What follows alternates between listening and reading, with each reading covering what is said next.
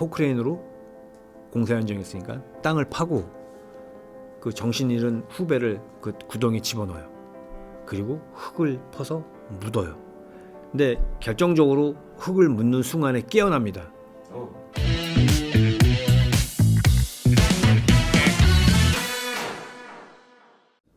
쑥스럽긴 한데 제가 36년 동안 경찰 공무원으로 재직을 하고 그 전 기간을 다 강력계 형사, 뭐 장기 미제팀 형사, 또 의료 수사팀장을 하다가 6월 30일자로 퇴직한 강윤석이라고 합니다. 반갑습니다. 제가 2012년부터 13 뭐 그 1년 사이에 정말 많은 사건을 했는데 아마 역대 했던 사건 중에 뭐 제일 많이 했던 것 같아요. 뭐 강력 사건만. 이게 이런 게 이제 언론을 통해서 보도가 되다 보니까 이런 분들 계시거든요. 내가 어떤 범죄에 대해서 알고 있는데 이걸 잘못 발설했다가 오히려 내가 피해를 보는 거 아닌가?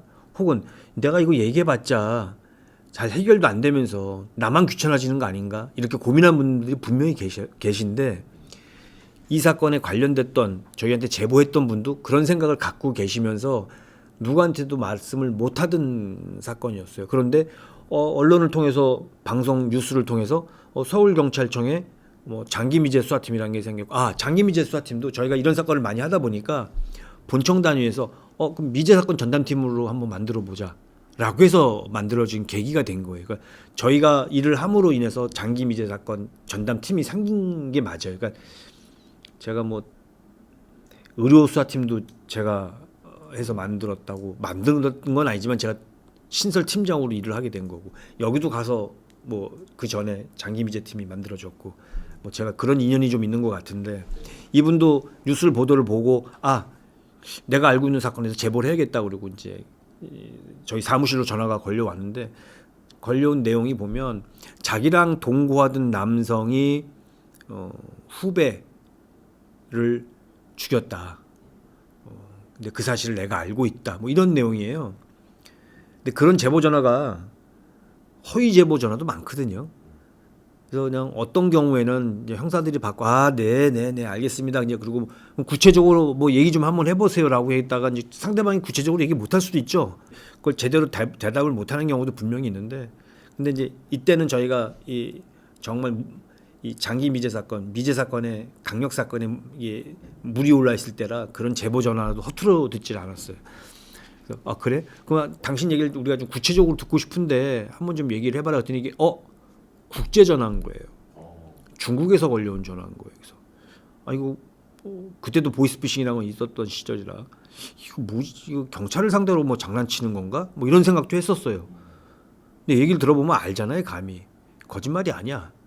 사실인 거예요. 근데 전화라는 그 한계 때문에 뭘 구체적으로 얘기를 들을 수가 없어요.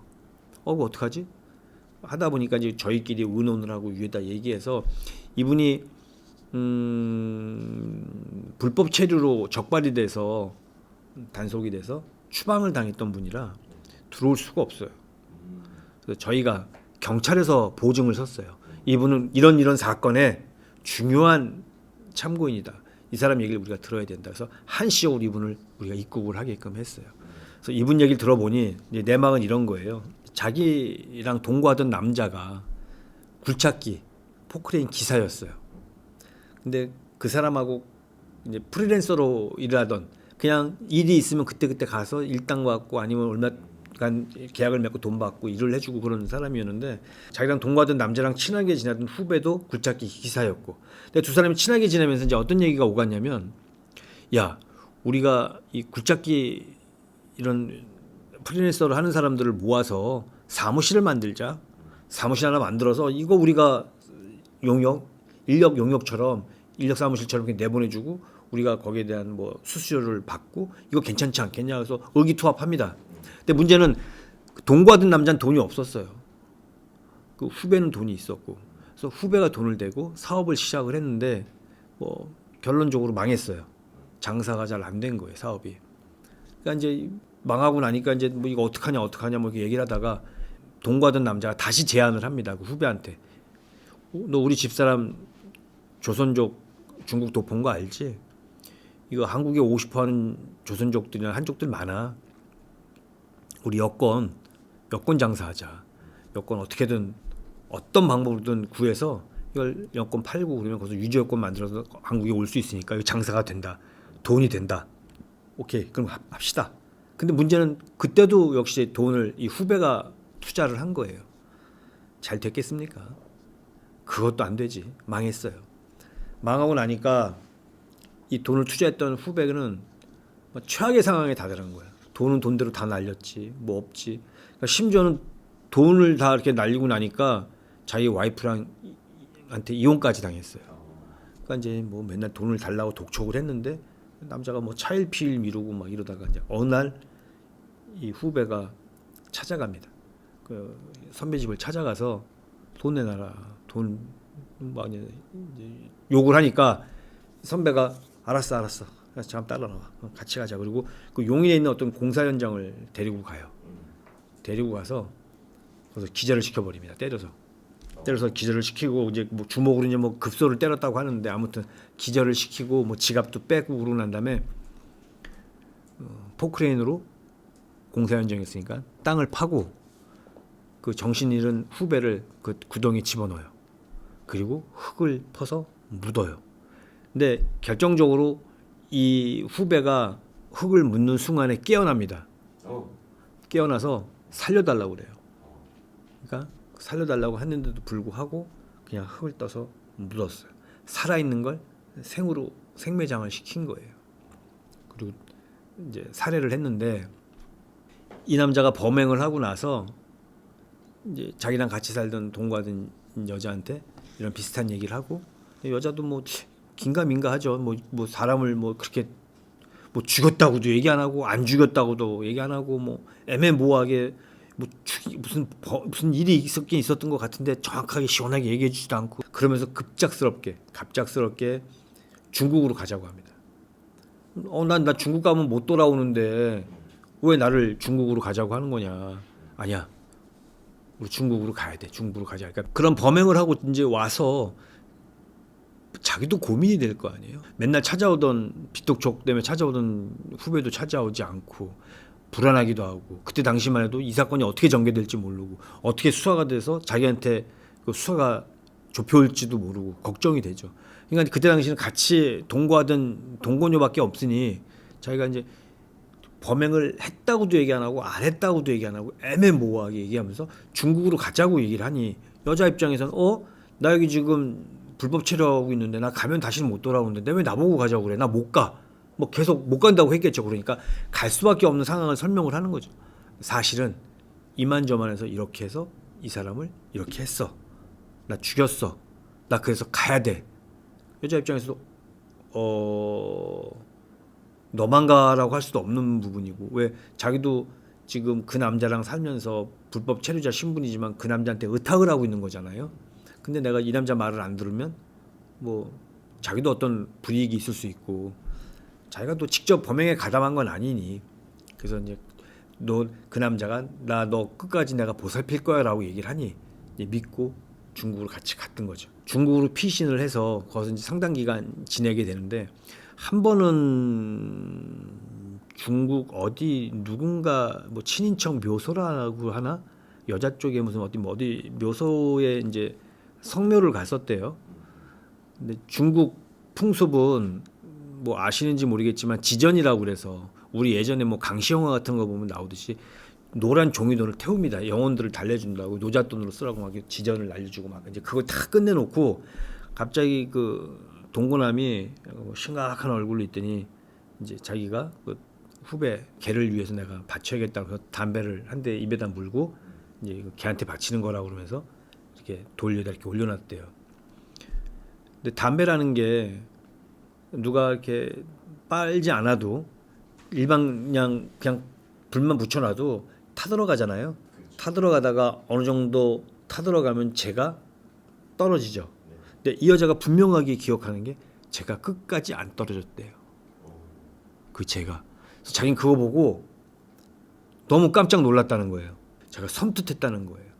야, 진짜 이건 무슨 억울한 원혼이 있나 보다 이런 섬뜩한 생각을 했고 얼른 그리고 나서 남자가 그냥 한국을 혼자 가버리고 자기는 불법 체류 신분이었기 때문에 한국에 다시 들어오질 못하니 괘씸하고 저건 나쁜 놈이다라는 생각이 들고 그러다가 이제 뭐 언론 보도를 보니까 서울청 강력계에서 장기 미제라든가 암수범죄에 대해서 수사를 많이 해서 뭐 혁혁한 성과가 있는 게 보도가 되니까 여기다가 얘기하면 사건이 해결될 수 있겠다 싶어서 전화를 했던 거죠. 그래서 저희는 그 전화를 받고 뭐 맞긴 맞는 것 같은데 구체적인 진술을 위해서는 이 여자가 들어와야 되는데 뭐 불체자 신분이었기 때문에 들어올 수가 없어서 저희가 이제 법무부 통해서 정식으로 건의하고 요구를 해서 뭐 단기간에 걸쳐 일정 기간 동안 저한테 올 수 있게끔 해서 아마 재판이 진행되는 동안에도 아마 한국에 남아 있었던 걸로 알고 있어요, 여자분이. 예, 그렇습니다.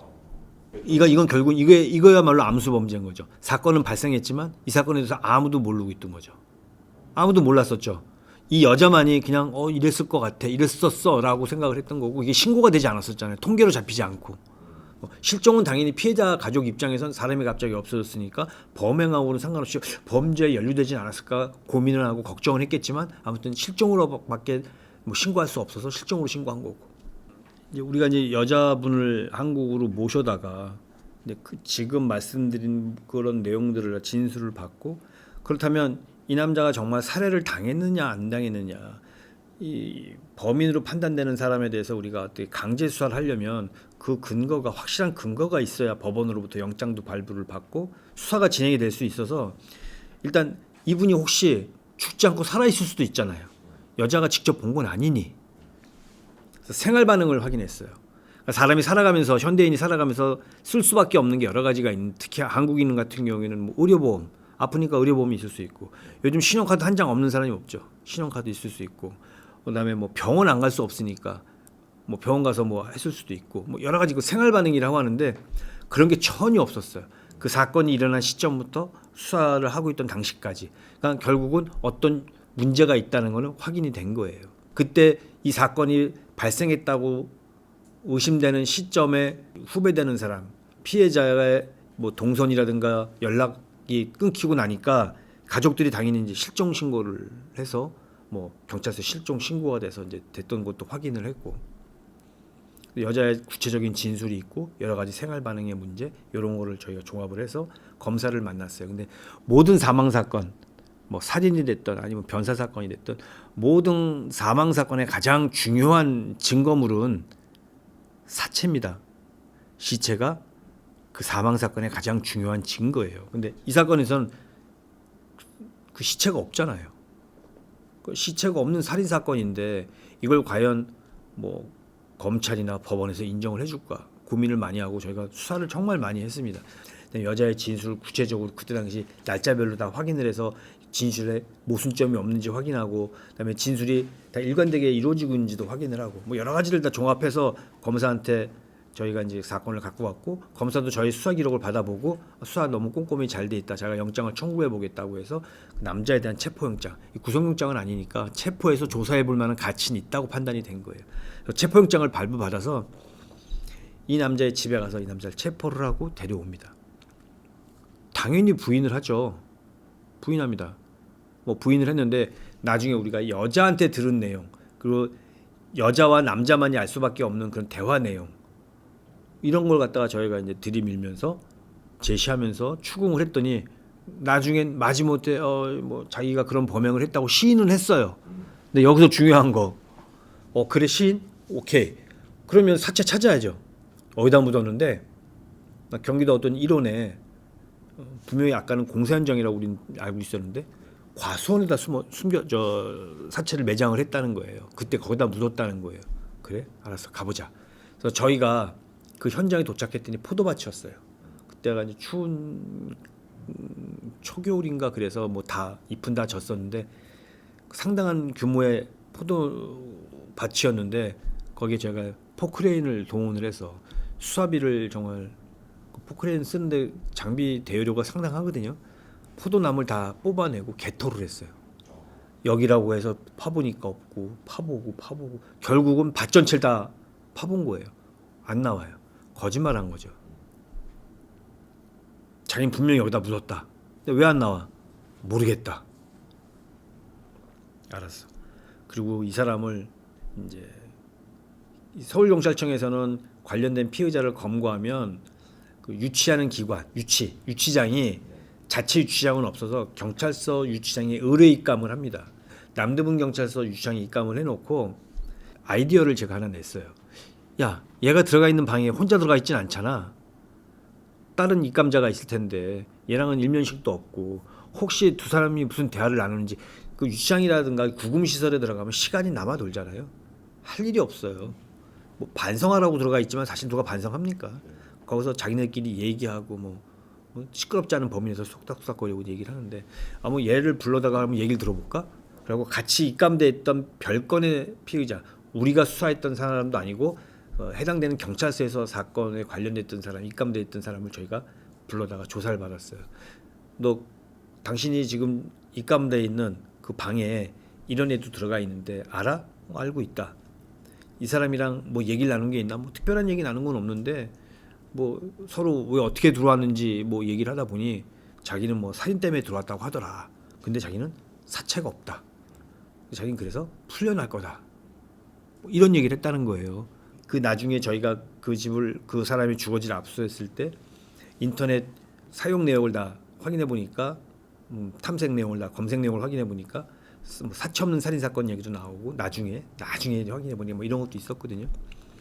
이런 정황으로 보니까 얘는 분명히 범행에 대해서 알고 있고 우리를 속이기 위해서 사체를 발견하지 않기 위해서 우리한테 거짓말을 했다라는 게 뭐 입증이 된 거는 다름이 없어서 이걸 근거로 해서 구속영장을 신청을 하고 결국 구속이 됐어요. 구속이 되는데 그때 당시에도 이제 뭐 신문 언론에 나오기를 뉴스에 나오기를 사체 없는 살인 사건. 그러니까 그 전에는 사체 없는 살인 사건이 살인 사건으로 인정받기가 어려웠죠. 이 사건을 계기로 이 사건을 기점으로 사체가 없다고 하더라도 모든 정황이 이 사람을 향하고 있을 때 모든 정황이 이 사람을 향하고 있을 때 그것마저 배제할 수는 없다. 인정한다. 인정이 된다라고 해서 했고 얘가 1심에서 10년인가 10몇 년인가를 받았는데 항소했어요. 억울하다고. 오히려 항소심에서 13년인가 얼마 더 받았어요. 오히려. 그리고 재판 자체를 얘가 국민참여재판을 신청을 했었어요. 그래서 저희 직원들이 나가서 이제 국민참여재판에 가서 증언도 하고 그랬는데 그때 참여했던 분들이 모두 얘가 유죄가 인정된다고 확인을 했던 그런 사건입니다.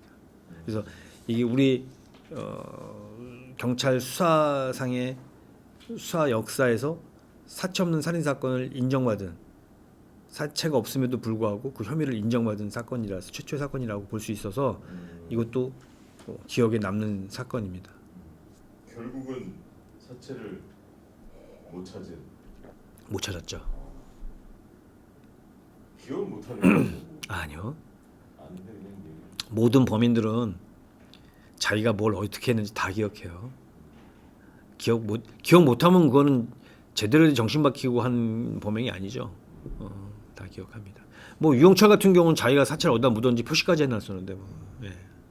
그러니까 이제 경찰관서에 신고 전화라든가 제보 허위 전화도 많아, 장난 전화도 많고 허위 전화도 많아요. 근데 그래도 허투루 들으면 안 된다. 허투루 들으면 안 되죠. 언제 어느 때 정말 무슨 사건이었을지 모르잖아요.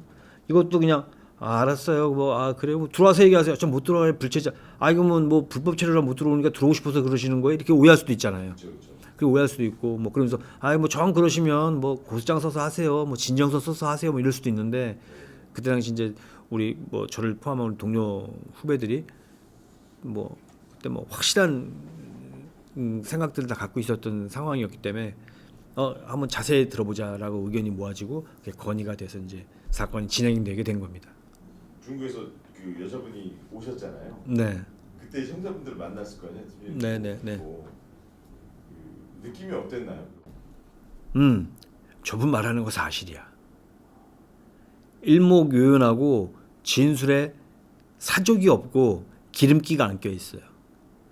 내가 뭔가 없는 말을 지어내려면 남이 나를 안 믿을까봐 나도 모르게 이것저것 얘기를 붙입니다. 제가 지금 PD님한테 사건 설명하면서 제가 이 사건에 대해서 모르면 뭘 물어봤을 때 내가 모른다는 거 티를 안 내려고 자꾸 다른 얘기를 붙여야 돼요. 근데 내가 이 사건에 대해서 알고 있으면 그럴 이유가 없는 거예요. 그 여자분이 그랬어요. 자기가 그 사건에 대해서 정확하게 알고 있기 때문에 어떤 사족도 묻지 않고 내용이 일목요연하고 항상 일관됐어요. 믿음이 가죠. 그리고 그 다음번에 물어봐도 바뀜이 없어요.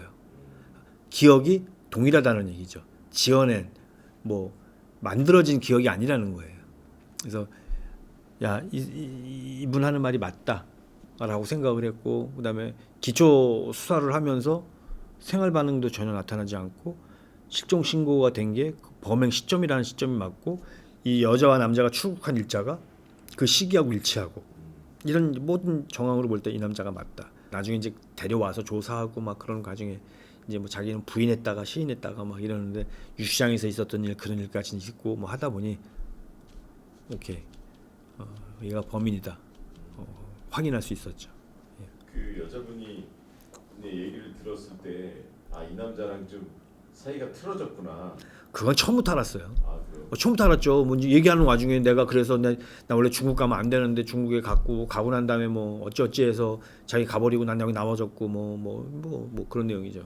여자분한테 뭐 이 범행이 의심된다는 얘기는 다 진술을 확보했고, 그러면 이제 저희가 이 사람에 대해서 뭐 여러 가지 정황을 통해서 체포를 통해서 강제 수사 체포를 통해서 조사할 필요성이 있다고 체포영장을 신청을 해야 되는데, 그러려면 이 사람의 뭐 주거지라든가 이런 게 확인이 돼야 되잖아요. 근데 인적사항은 뭐 이미 확인이 됐기 때문에 인적사항을 통해서 공부상, 주민등록상 나와 있는 주소지 확인을 하고, 그다음에 실제 사는지 안 사는지도 중요하잖아요. 그래서 저희가 미리 사전 답사를 해서 그 사람이 살고 있다는 것까지 확인을 하고, 그리고 나서 공부상 주소지에 실제 살고 있다는 거 확인을 해서 그걸 영장에 제시를 하고 게시를 하고, 그 영장을 통해서 발부받아서 이 사람이 뭐 막노동도 나가고 뭐 그런다는 얘기가 있어서, 제 그때 기억으로는 아마 새벽에 검거하러 갔던 걸로, 체포하러 갔던 걸로 기억이 나요. 그래서 새벽에 가서 체포했다. 아마 맞습니다. 그때 새벽에 가서 체포를 했어요. 그 이후에는 이제 부인한 거죠. 체포하고 나서 와서 이제 조사하는 과정에 이제 부인을 한 거죠. 뭐 자기는 잊혀지지 않지만 잊혀진 듯이 살고 있던 사건인데, 뭐 몇 년 만에 경찰이 나타나서 너 이 사건 때문에 네가 범인이지 하고 데리러 오니 당황하기도 하고, 어떻게, 물론 근데 느꼈던 게 뭐냐면 얘가 몇 년 동안 범행을 하고 세월이 지나면서 모든 범죄자들이 마찬가지인데, 범죄 즉시 검거됐을 때 되는 핑계하고 범행을 하고 나서 상당 기간이 흐른 다음에 검거가 된 다음에 되는 핑계하고는 확연히 다른 게, 기간이 길면 길어질수록 자기는 그동안에 시뮬레이션을 계속 경우의 수를 둬서 돌려보는 거예요. 내가 이렇게 검거됐을 땐 이렇게 변명을 하고, 이렇게 검거되면 이렇게 얘기를 해야지, 뭐 자기 머릿속으로. 그래서 아마 자기가 나름 생각했던 대로 변명을 했던 것 같은데, 저희는 거기에 뭐 신경 쓰지 않고 객관적으로 이 사람 생활 반응이 없었고, 생활 반응이 없는 상태에서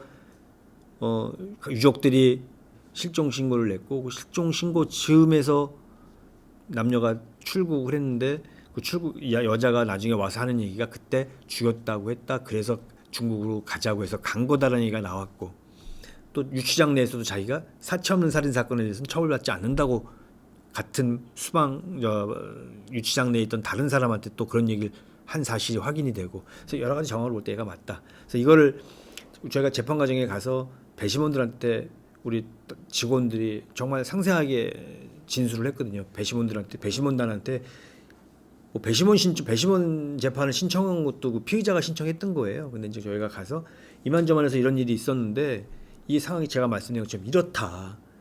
실제 현장에는 맨 처음에 우리가 알고 공사 현장에다 묻었다고 했는데, 우리를 사체를 안매장했다고 데려간 정서는 포도밭이었다. 다 파봤지만 나오지도 않고 자기가 이건 숨기려고 하는 의도로밖에 보이지가 않는다. 뭐 그런 게 자기가 유치장에 같이 있던 다른 사람한테도 자기는 사체가 없으면 뭐 자기는 구속되지 않는다는 얘기도 했었고, 그래서 이걸 이 사람을 그냥 구속하지 않을 경우에는 수사에 큰 차질이 온다. 뭐 이런 얘기를 저희가 이제 주장을 했는데 배심원들한테 다 받아들여졌죠. 그래서 유죄가 구속이 필요하다라고 해서 당시 판사도 영장이 발부가 된 거고. 증명을 엄청 잘하셨겠네요, 진짜. 잘했어요. 맞아요. 피고인을 징역 13년에 처한다. 맞네요. 13년 맞습니다. 판결문인가요? 네, 판결문입니다. 다른 형사분들은 이제 뭐 평생에 한두 번 사건을 뭐 할 수도 있고 못 할 수도 있고, 못한 형사가 더 많죠. 전국의 형사가 몇 명인지는 아시나요? 한 10,000명 정도 되는데요. 아, 그래요? 예. 그 중에서 강력 형사는 뭐 2,000명인가 뭐그 정도밖에 안 되고요. 또 서울에 있는 형사 따지면 더 적어요. 당연히 적겠죠. 거기서 이제 의료 수사팀이라고 그러면 더 적어지고요. 뭐 서울 경찰 중에서는 14명밖에 없는 거예요. 서울 경찰 중에서. 근데 그 많은 형사들이 이런 사건을 뭐 해본 분도 있고 안 해본 분도 있지만 경중을 따지자는 게 아니라 나름 뭐 민감하고 또 이목이 집중되는 사건을 한 분이 그렇게 많지는 않아요. 근데 저는 이제 인지부서에 오래 있다 보니 제가 첩보를 받아서 하고 좋은 사건을 찾아서 하고 또 그러다 보니까 뭐 큰 사건이 발생하면 많이 동원되기도 하고 그래서 사건을 많이 갖고 있는 편이죠. 딴 분들에 비해선. 그래서 뭐 의료 사건 누가 손대지도 못하고 손댈 생각도 못했던 사건, 처음 맡았던 사건을 정말 뭐 나름 운도 있었죠. 운도 있어서 여러 사람 돌아가신 분이 도와주기도 했고 뭐 그런 것 같아요. 그런 여러 가지 조건들 때문에 또 그런 사건도 해결을 해서 뭐 사건 하나 하나마다 의미를 부여할 수 있는 그런 사건들입니다.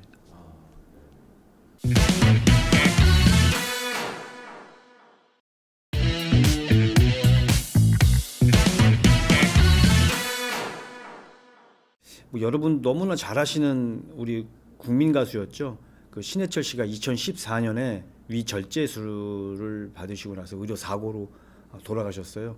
당시에 이제 뭐 사회적인 이목도 집중이 되고 사건을 어떻게 해야 되냐 다들 고민들이 많았었고 이런 의료 사고 전문적인 수사 분야에 대해서 누가 수사를 해줄 사람들이 필요하지 않겠냐라는 이제 화두가 떠올랐고요. 의료 사고에 대한 수사를 전문적으로 하는 팀을 만들게 된 건데 비의료인이 의료인을 수사한다? 회의적인 시각이 너무 많았고 과연 너희들이 잘할 수 있겠냐 이런 생각들이 많았습니다. 뭐 저도 처음에는 너무 당황해서 이거 어디서부터 시작을 해야 될지 뭐 감도 안 왔고 뭐 입술이 부르트기도 하고 그러다가 이게 의료팀이 생기고 처음 맡았던 사건입니다. 첫 사건.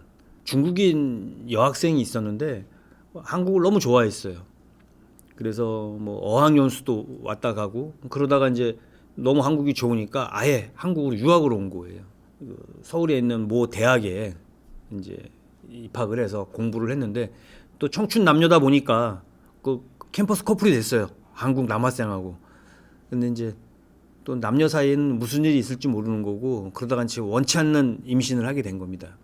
당시에는 이제 낙태가 불법이었어요. 지금은 이제 헌법 불합치 판결을 받고 나서 지금 입법 공백 상태에 있는 기간 중인데 당시에는 낙태 자체가 불법이었습니다.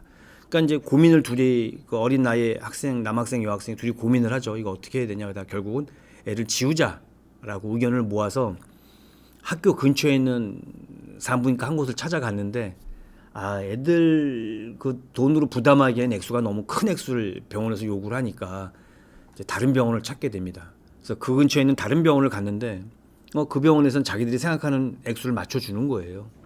그러면서 이제 약을 하나 건네줍니다. 이 약을 복용을 하고 내일 병원에 와라. 이제 그 약이 뭐냐면 사이토텍이라는 얘기예요. 사이토텍이라고 해서 이게 원래는 위장약입니다.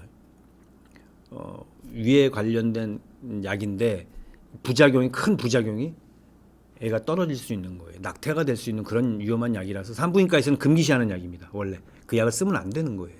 근데 이제 그 약을 먹고 아기는 이미 이제 그 약 때문에 이제 태중에서 사망한 상태였고 문제는 그 낙태된 상태의 아기를 흔히 이제 소파 수술을 통해서 바깥으로 배출을 해야 되잖아요. 그래서 그 다음날 병원에 도착을 합니다. 병원에 도착을 해서 수액을 계속 맞게 되는데 우리 뭐 병원 가시면 우리 PD님도 병원 가면 수액 같은 거 기본적으로 맞고 뭐 컨디션 조절을 위해서 맞기도 하고 그러는데 더군다나 수술을 앞둔 환자라 금식을 하고 한 상태에서 수액을 계속 맞게 되는 거예요. 근데 그날따라 그 여자 친구의 컨디션이 좋지 않았어요. 컨디션이 좋지 않다 보니까 수술이 금방 이루어졌어야 되는데 계속 시간이 지나간 겁니다. 수액은 계속 들어가고 그러다가 결국은 아침 일찍 병원에 도착했었는데 오후 늦게 초저녁쯤 돼서야 이제 수술이 들어가게 된 거예요. 그래서 어찌어찌 수술을 마쳤는데 수술이 맞춰지고 나니까 여자아이가 뇌사에 빠지기 시작한 겁니다. 그래서 뭐 정신을 잃고 뭐 심정지가 오고 그러니까 급하게 그 제일 가까운 병원이 서울대병원이었어요.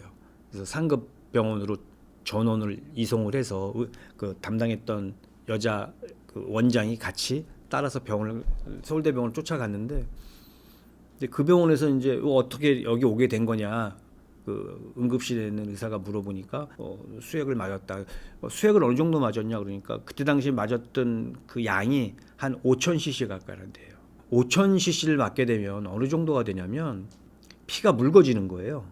그러니까 우리가 음료수도 물도 너무 과하게 마시면 이게 몸에 수분이 과하게 충전이 되면 그런 경우가 생길 수 있는데 하물며 수액을 혈관으로 계속 넣어주다 보니까 이게 과하게 수액을 맞다 보니까 뇌가 붓는 겁니다.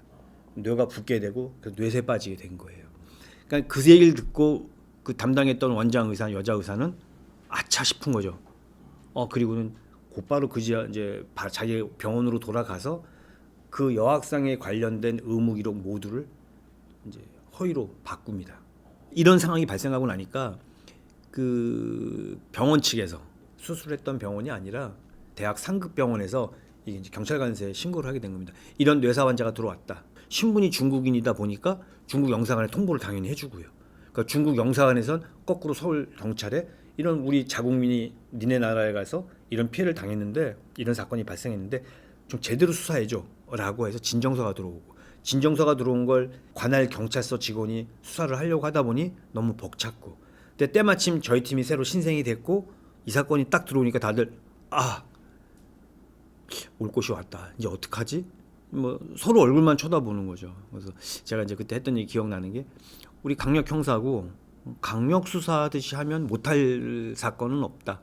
이 사건의 관련자 중에서 일단 남자친구 가장 지근거리 있었던 친구니까 이 친구한테 그때 전체적인 정황이 어떻게 됐는지 확인을 했고 그리고 담당 의사는 당연히 물어봐야 되니까 물어보니까 자기는 잘못한 게 없고 이거는 불강력적인 사안이었다.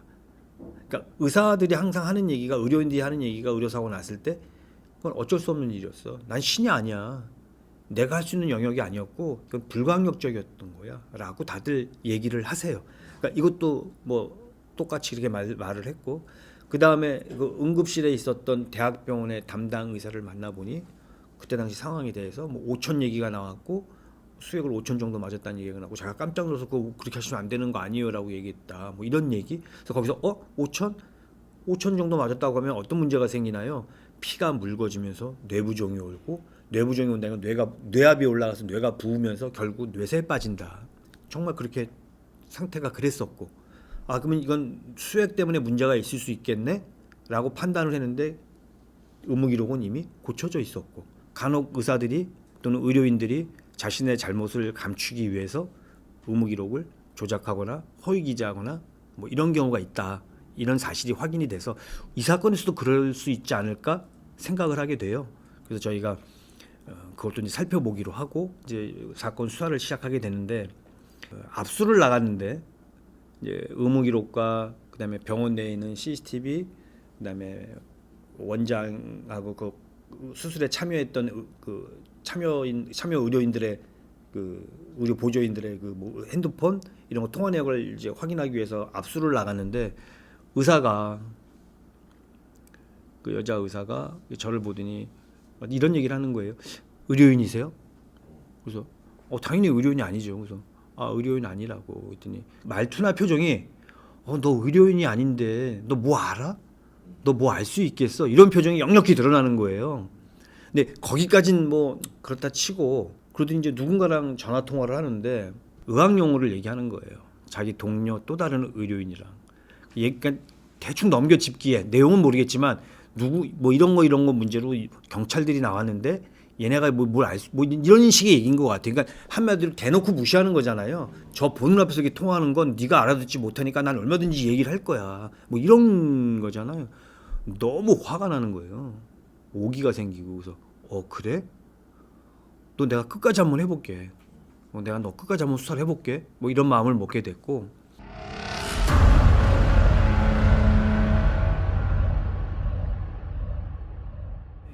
이 친구 둘이 수술을 하러 갔을 때 수술 동의서를 작성을 하게 됩니다. 수술 동의서 거기 보면 물론 낙태 수술을 받게 되는데 뭐 여기에 대해서 문제가 생기더라도 책임을 지지 않겠다, 뭐 책임을 묻지 않겠다, 뭐 이런 수술 동의서였어요. 근데 이제 여자 아이가 이렇게 되고 나니까 저희가 병원에서 압수를 해보니 수술 동의서가 있긴 있었는데 거기에 우리가 그 남자 친구로부터 들었던 진술과 관련 그런 진술 내용의 수술 동의서가 아니라 계류유산이라는 표현이 써져 있는 거예요. 이게 뭐냐면 그러니까 이미 사망한 태아가 돼 있어서 이거를 제거하기 위해서 밖으로 배출하기 위해서 이 수술에 동의했다. 뭐 이렇게 나와 있는 거예요. 그러니까 자기들의 빠져나갈 구멍을 만들어 놓은 거죠. 그러니까 다시 말해서 이 친구 남자 친구가 한 얘기가 정상적인 얘기일 거 아니겠어요. 당연히 그렇게 생각할 수 있잖아요. 여자 그다음에 병원 측에서 내놓은 건 이건 당연히 고치거나 허위로 작성했다는 게 의심이 되는데 이게 허위로 작성됐다는 걸 이 아이의 진술만으로는 확인할 방법이 없죠. 확인을 시켜야 되는데 그럼 무슨 방법으로 확인을 하지? 야, 너 그때 그거 가진 자료가 있어? 아, 우리 지금 젊은 친구분도 계신데 우리 PD님도 마찬가지고 우리 식당 같은 데 가면 하긴 뭐 우리 집사람도 그러더만 무조건 사진 찍잖아요. 그렇죠. 뭐 음식만 나 라면도 찍고 뭐 다 찍잖아요. 얘네들도 마찬가지였던 거예요. 수술 동의서를 작성하고 나서 이제 의사가 잠깐 자리를 비운 사이에 뭐 이걸 나중에 증거로 써야지 하고 찍은 게 아니라 그냥 평소처럼 찍었던 거예요. 그래서 그래? 그럼 그 자리 어디 있어? 그 사진 있겠네? 없었어요. 왜 없냐면 이 여자친구가 뇌사에 빠지고 나선 그 남자친구가 자책감에 빠집니다.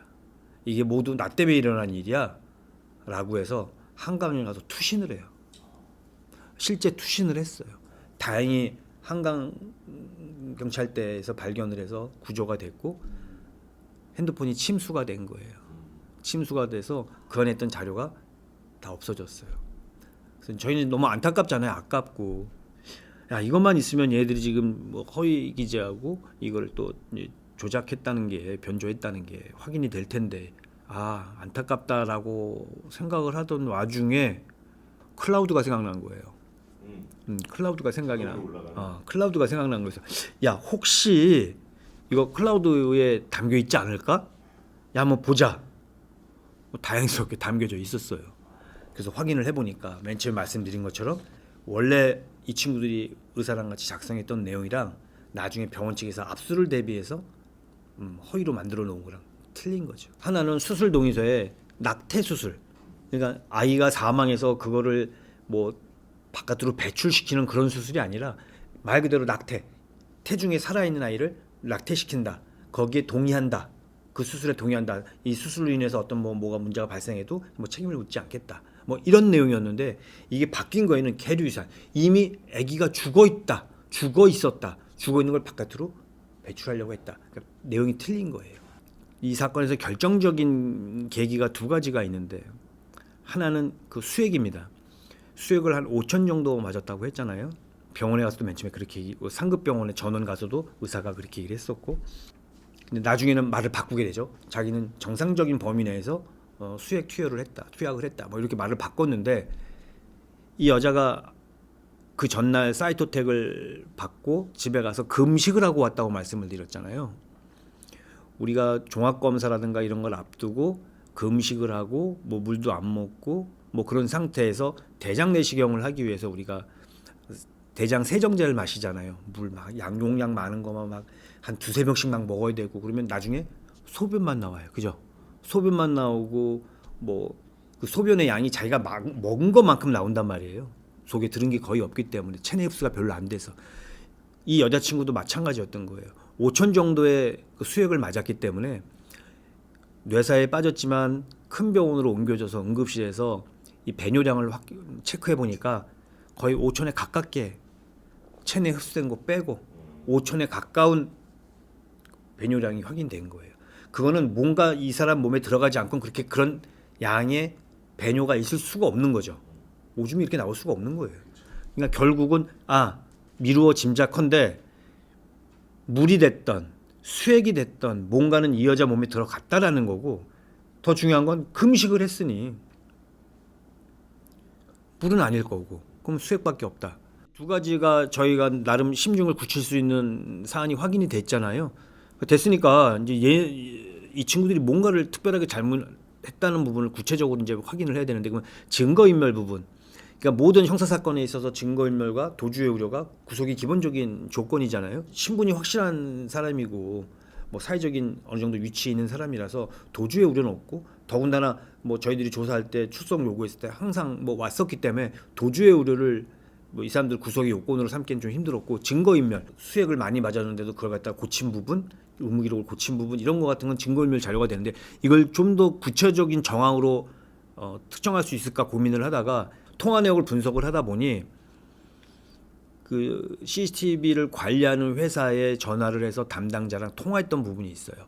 이걸 지울 수 있냐, 이걸 지우고 싶다, 지울 수 있냐라고 얘기한 부분까지 나오게 된 겁니다. 그래서 그런 부분 다 확인을 해서 나중에 확인을 해보니까 수액을 넣은 양도 거짓으로 했고, 그다음에 사이톡텟도 원래 그 낙태가 불법이었기 때문에 임산부한테 처방을 하면 안 되는 약인 거예요. 주면 안 되는 약인 거예요. 근데 그 약을 처방했던 부분도 삭제가 돼 있었고, 뭐 여러 가지 그런 부분이 종합이 돼서 업무상 과실치상, 그러니까 죽지 않고 치상인 상태에서 구속영장이 신청이 돼서 구속이 됐습니다. 상당히 이례적인 거였고요. 이 모든 게 결국은 증거인멸의 자료죠. 이 사건의 증거를 인멸하기 위한 자료가 돼서 이 법원에서 인정이 된 겁니다. 이례적으로 과실치상이에요. 치상.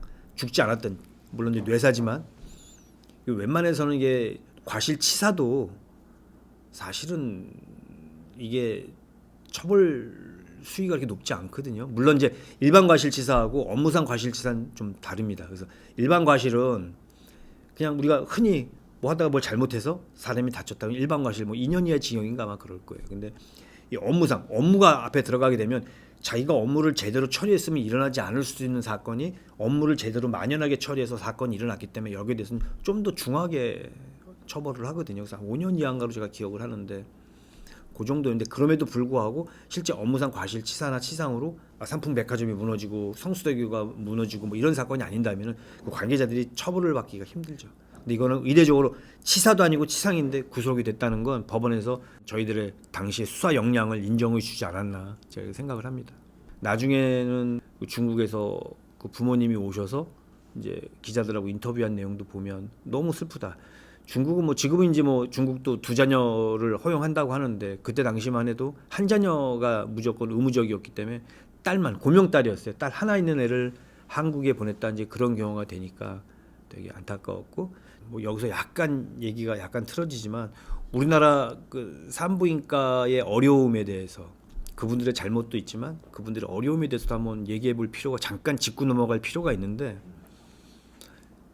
지금 인구가 안 늘고 있잖아요. 신생아 수가 뭐 요번에 뭐 1점 몇 명으로 약간 늘었다고 하는데, 아직도 젊은 층에서는 굳이 뭐 애 낳고 살아야 돼? 그냥 살아도 되지 않을까? 우리만 즐거우면 되지 않나? 뭐 이런 생각들이 있어서 애를 안 낳는 경향이 심해요. 그러니까 애를 안 낳다 보니 산부인과, 산과와 부인과로 나뉘는데 산과의 영역이 줄어드는 거예요. 그러니까 애 하나 낳아서 그 애를 받아서 뭐 처치를 하고 해서 나라에서 뭐 보험료 뭐 그 당사자들한테 받는 돈을 다 합해도 병원 유지가 안 되는 거예요.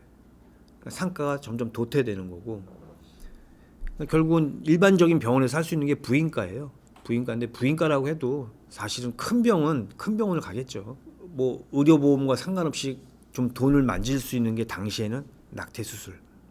뭐 지금도 마찬가지입니다. 불법으로 낙태하는, 낙태가 아니라 불법으로 아기를 낳아서 뭐 죽이는 이런 병원들도 있어요. 제가 얼마 전에 했던 사건도 있는데, 이거는 뭐 아직 법원의 결과가 나오지 않은 거라 제가 공공연하게 말씀드릴 수는 없는 부분이고, 산부인과의 좀 아쉬운 점이죠. 낙태를 시도한 사람들도 처벌받았죠 그때 당시에. 네.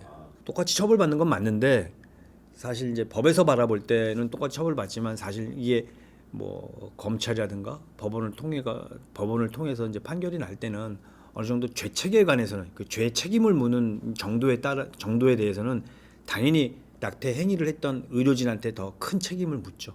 이 사람도 원인 제공을 했고 이 사람들로 인해서 뭐 낙태가 이루어지긴 했지만, 이 사람들이 갖고 있는 책임 한계가 뭐 좀 가볍다고 한다면, 그 의료인이 그 행위를 해서 받는 책임은 더 크다고 볼 수 있습니다. 그래서 그 낙태죄가 이제 헌법 불합치 판결을 받고 난 이후에 지금 입법 공백 상태에 있잖아요. 대체 법안이 마련되질 않았어요. 그래서 지금은 뭐 낙태한 것만 갖고는 처벌을 안 하고 있습니다. 그리고 그때 당시에도 설사 낙태를 했다고 해도 처벌을 안 하는 경우가 있었어요. 원치 않는 임신. 그러니까 예를 들어 원치 않는다는 게 뭐 사랑해서 성관계를 가졌는데 아기를 가졌지만 그걸 원치 않는다는 그런 원치 않는 임신이 아니라 뭐 범죄에 의해서 성폭력이라든가 뭐 강간 뭐 이런 성폭력에 의해서 아기를 임신했다든가 가진 아기가 뭐 큰 장애를 갖고 있다든가 또 아니면 동성동부 간의 결혼으로 동성동부 간의 성관계로 아기가 생겼다든가 뭐 이런 특수한 제한된 조건 하에서는 낙태가 가능한 예가 있었거든요. 그 사실 이런 표현을 들어보셨는지 모르겠지만 경찰 내부에서 쓰는 용어 중에 치안 만족도라고 있습니다. 일반 국민들이 경찰 치안 활동에 대해서 어느 정도 만족을 하냐 그래가지고 지수를 이렇게 매기는데요. 의료 사건만큼 의료 사고 수사만큼은 만족도가 100입니다. 100. 감히 말씀을 드리면 100이고 뭐 치안 만족도라고 뭐 어렵게 표현할 게 아니라 우리 흔히 듣는 고객 만족도가 100이에요. 그러니까 왜냐하면 이분들도 아시는 거예요. 의료 사건이 얼마나 힘든 거고 이거를 해결한다는 것 자체가 사실 뭐 포기하던 그런 분야였는데 의료 수사팀이라는 팀이 생겨서 이걸 해주니까 만족도가 100이시죠. 언론이나 어떤 구체적인 사건이 발생을 했을 때 언론이라든가 유족, 그 보호자분들이 제기하는 의혹들이 있으시잖아요. 궁금해하시는 부분들 모든 걸 다 조사를 해드립니다. 단 하나도 놓치질 않고. 그래서 사건을 종결을 할 단계쯤 이르러서 보니까 이건 과실이 아니야. 그럴 수 있잖아요. 충분히. 수사를 다 해봤는데 과실이 아니야. 그분들이 원하는 모든 걸 다 해봤는데. 그 설명을 뭐 일반 형사사건처럼 뭐 피해 조사 받을 때 한 번 보고 안 보는 게 아니라 수시로 연락을 하고 수시로 얘기를 해드리거든요. 궁금해하니까. 정말 궁금해하잖아요. 나중에 설사 불송치가 된다고 하더라도 그분들이 감사하다고 생각을 하십니다. 정말 고생하셨다고 답답한 거 시원하게 뭐 풀렸다 이런 말씀들을 하세요. 그래서 의료팀은 기본적으로 제가 만든 원칙이기도 하고 피해자, 유족, 보호자분들의 얘기는 처음부터 끝까지 다 들어드린다. 하나도 놓치는 게 없이. 그러니까 그분들이 제기하는 의혹은 그게 뭐가 됐든 다 문제를 해결해 놓고 사건을 종결한다.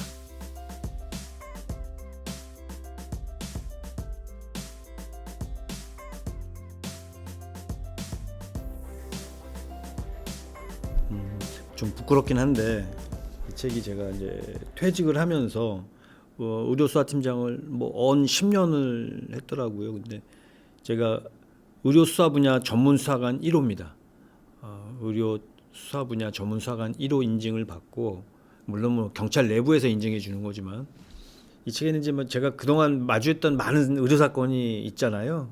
거기에 담긴 우리 유족분들의 고통, 분노, 회한 그다음에 그 진실을 밝히고자 하는 여러 가지 노력들이 여기 담겨져 있어요. 그래서 또 이건 어떻게 보면 제가 책 말미에도 적어놨지만 단순한 수사에 대한 기록이 아니라 이게 우리가 같이 살아가는 세상을 어떻게 하면 좀 더 정의롭게 할 수 있냐.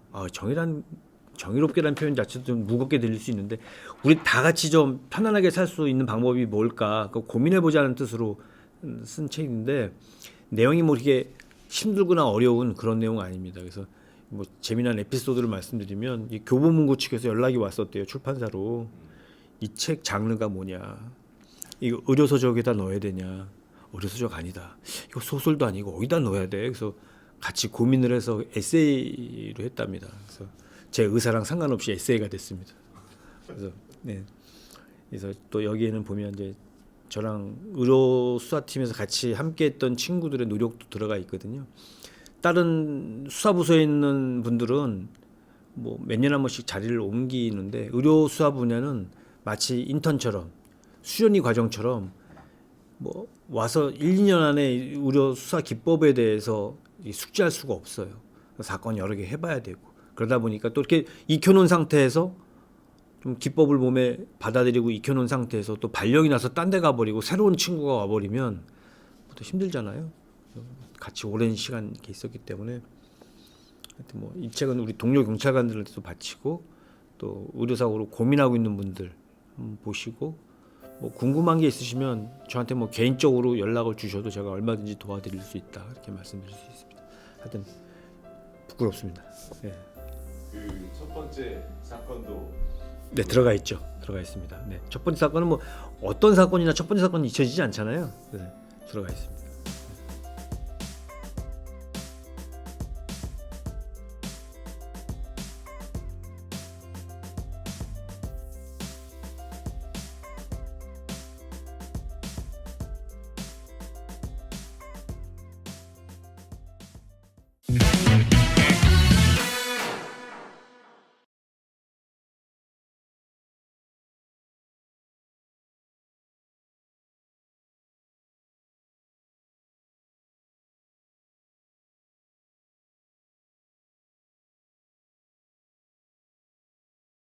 숙녀가 부부라고 하면서 둘이 앉아 있는 거예요.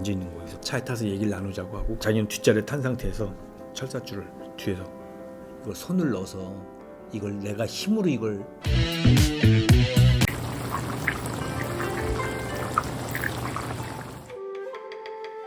맛있는데? 제대로 만들었거든요. 100% 국산 콩으로만 만듭니다. 장천가 된장. 옛날 전통 방식 그대로 가마솥에 콩을 삶아 강화도의 해풍에 말렸습니다. 장천가 된장. 3년 이상 항아리에 푹 숙성시킨 장천가 된장. 국물부터 맛보세요.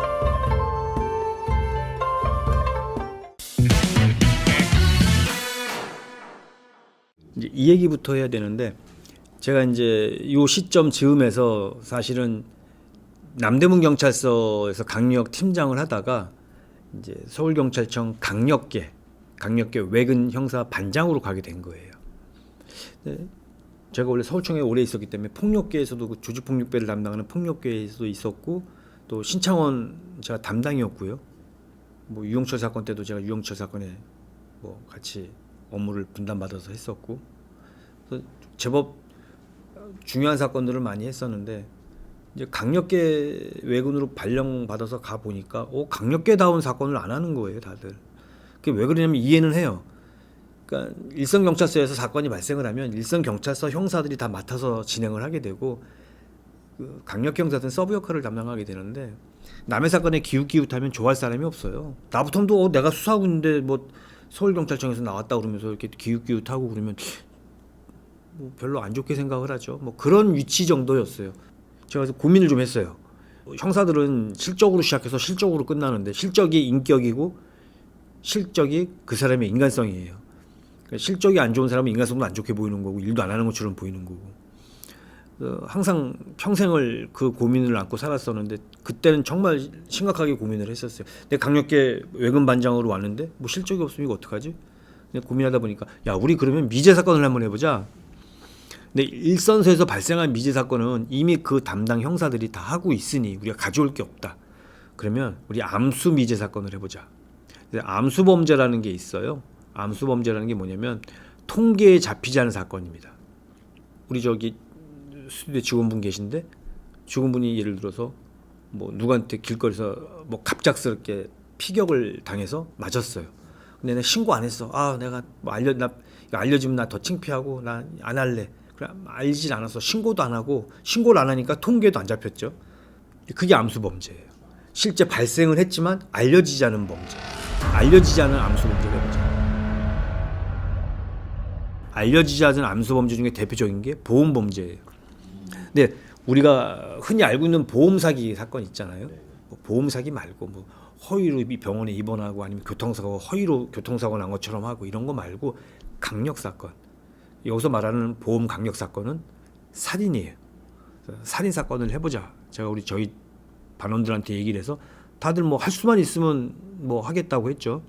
그래서 제가 이제 평소에 알고 지내던 각 보험사에 보면 SIO 팀이라고 있습니다. 보험범죄 담당 팀이 있어요. 그 사람들 사법권, 수사권은 없지만 조사하는 역할을 해요. 그래서 자기네들이 보험 심사, 보험급여 청구가 들어오면 심사를 하죠. 당연히 이게 적정하게 보험금을 지급할 사안인지를 확인하게 되는데 이게 사안을 확인하다 보면 범죄 의심점이 나는 부분이 분명히 있거든요. 그런 거를 갖고 보유하고 있는 게 있어요. 그래서 그걸 갖다가 뭐 자기들은 수사권이 없기 때문에 그분들은 뭐 형사들한테 이제 경찰관들한테 좀 사건을 의뢰하기도 하는데 그게 또 의뢰한다고 해서 모든 형사들이 그 사건을 다 받아주지도 않아요. 예, 그렇게 보유하고 있는 사건들이 있는데 그 사건들 중에서 정말 우리가 할 수 있는 사건이 뭐가 있는지 이게 찾다 보니 2003년에 의정부에서 발생한 사건이 하나 있었는데 사건 내막은 이렇습니다. 남녀가 부부가 있었는데 이 사람들이 원래 공장에서 일하다가 알게 된 사이예요. 그래서 둘이 이제 그 공장에서 알게 되면서 결혼을 하고 같이 살다가 남자가 이 종교 쪽 사업에 관심이 많아요. 또 집안에서도 이 종교 쪽에 있는 사람이 있고, 그러니까 이 사람이 제 기억으로는 캄보디아로 기억을 하는데 정확하지는 않습니다. 캄보디아로 기억을 하는데 거기에 가서 향을 피워놓고 이렇게 마사지라고 해야 되나 안마라고 해야 되나 뭐 이렇게 뭐라고 그러죠? 뭐 도수치료 비슷한 뭐 이런 기술을 배워갖고 와요. 한국에 와서 자기가 이제 승려 생활을 하려고 합니다. 근데 결혼한 사람이 승려 생활을 하기에는 우리나라에서 종단 중에 불교 종단 중에 가장 큰 종단은 조계종입니다. 조계종이 가장 큰 종단인데 조계종에서는 결혼한 사람들을 승려로 받아주질 않죠. 근데 이제 그 여타 다른 종단 중에서 결혼을 했어도 승려로 받아주는 종단이 있어요. 그래서 조계종에는 못 들어가고 그 종단에 승려가 됩니다. 부부 생활을 영위하면서 이제 승려 생활을 하게 되는데 이 사람이 안양에서 살았어요. 그래서 안양에 그냥 시내에 있는 건물의 몇 층에 우리 간혹 지나가다 보면 뭐 건물에 사찰이 있기도 하잖아요. 조그만 시내 사찰을 운영을 하게 되는데 사업이 잘 됐어요. 그래서 이 사람이 향 피워놓고 도수 치료해주고 막 이러니까 이 소문이 나서 이거 좋다 이런 소문이 나서 그 절에 많이 간 거예요. 근데 대충 짐작이 가시겠지만 그 신도들 대부분이 여성들이었어요. 돈도 좀 생기고 돈을 좀 모으니까 사찰을 좀 옮겨야겠다고 생각을 하고 사찰을 의정부로 옮깁니다. 의정부 야산에 있는 사찰인데 기존에 있던 사찰을 자기가 매입을 해서 거기다가 이제 다시 거기서 이제 절을 운영하게 되는데 여자들이 자기를 따르고 뭐 여자들을 이렇게 계속 스킨십을 하고 하다 보니까 좀 부적절한 관계가 다 맺어지기도 하고 그 절에 오는 여자 신도들하고 부적절한 관계가 이렇게 좀 이어지는 거예요. 뭐 와이프 입장에서 바라볼 땐 나쁜 놈이잖아. 내가 그 뒷바라지 다 해서 뭐 자기 캄보디아 가 있을 동안에 내가 다 뒷바라지 하고 뭐 해서 절까지 해서 지금 이렇게까지 왔는데 지금에 와서 딴 여자한테 눈을 돌리고 뭐 이 여자가 이해를 못하는 거예요. 또 이 사건에 등장하는 인물 중에 하나가 이제 행자승인데 행자승이라고 하는 거는 사찰 내에서 이제 굳은 일을 도맡아 하면서 뭐 주지 스님을 좀 시봉하고 뭐 이런 역할을 하는 사람인데 이 사람이 원래부터 행자승이 아니었고 사찰을 의정부로 옮기고 난 다음에 이 산 밑에 있는 민가에서 그 개 사육장이 있었어요. 뭐 애완견이 아니라 말 그대로 식용견을 이제 사육하는 그 사육장에 일하던 사람이었는데 절에서는 음식이 많이 나오니까 이 남자가 그 절에 가서 항상 음식을 가져다가 개들한테 먹였거든요. 순진한 분이었어요. 뭐 그게 가장 적절한 표현이겠네. 순진한 분이셨어요. 그러다 보니까 이 주지, 이 남편 되는 승려를 정말 추종했습니다. 이 사람이 말이 꼭 신의 말인 거예요. 이 사람 말을 듣고 결국은 자기가 그 생활을 접고 절에 들어와서 행자승 역할을 한 거예요. 그런 과정에서도 남편 주지하고 아내분하고의 사이는 계속 안 지워지고 그다음 남자가 이제 와서 이제 나쁜 마음을 먹게 되죠. 아내를 살해해야겠다 이런 마음을 먹습니다. 그리고 자기 그 시봉을 들고 있는 행자승한테 얘기를 합니다. 넌 내 마누라 죽여라. 죽이면 내가 너를 외국으로 피신을 시켜줄 거고 너 외국 갔다 돌아오면 내가 큰 스님 만들어줄게. 좀 순진한 분이셨다고 그랬잖아요. 뭐 고민을 좀 했겠죠. 하다가 이제 그렇게 하겠다고. 그래? 그러면 그냥 막무가내로 죽일 수는 없으니 예행 연습을 하자. 그리고 차에서 나무 토막을 의자에다 이렇게 놓고 뒷자리에서 철사로 이렇게 목을 졸라서 죽이는 예행 연습까지 합니다. 그리고 실행 당일날 그 여자분이 이제 퇴근을 해서 이제 집 절이죠. 돌아왔는데 행자승이 이제 할 말이 있다고 얘기 좀 하자고 그런 거예요. 그래서 무슨 얘기냐? 차에 가서 얘기 좀 하자. 그래서 차로 가서 범행을 실행하게 됩니다. 그러니까 그 예행 연습 같은 거랑 똑같이 했어요. 그래서 앞에 앉고 차에 타서 얘기를 나누자고 하고, 그때가 아마 겨울이었던 걸로 기억을 하는데 히터를 틀어놓은 상태에서 여자분은 앞자리에 앉고, 그리고 나서는 자기는 뒷자리에 탄 상태에서 갖고 있던 철사줄을 뒤에서 목으로 걸어서 조여서 살해를 한 거죠. 이 노끈이라고 표현하는 그런 끈 종류가 여기 걸려서 뒤로 제껴도 이걸 손을 넣어서 이걸 내가 힘으로 이걸 견뎌낸다? 말처럼 쉬운 게 아니고 갑작스레 철사를 해서 당기고 이걸 뒤에서 의자를 발로 밀면서 당겼다? 이게 과연 버텨질까요? 제가 볼 땐 뭐 충분히 또 그 완력 자체에서 차이가 분명한 차이가 있어서, 힘의 차이가 분명하게 있어서 여자분이 반항은 했지만 이게 뭐 그 어려운 상황을 벗어나기 힘들었을 거다 이렇게 생각됩니다. 잡혔을까요? 안 잡혔을까요? 금방 잡히죠. 금방 잡혔어요. 뭐 이건 뭐 어려운 사건이 아니잖아요. 그리고 그 절에 맨날 있던 행자승이 갑자기 행적이 없어졌고, 뭐 그 사람을 만나 둘이 같이 있다가 없어졌고, 뭐 이건 뭐 의심의 여지가 없으니까 바로 없어졌어요? 그렇죠. 그래서 도망을 갔던 건데, 근데 외국으로 보내준다고 했으니 일단은 몸을 피신했던 건데 금방 검거가 됐어요. 그래서 당시 담당하던 경찰서에서 이 사람을 이제 조사를 합니다.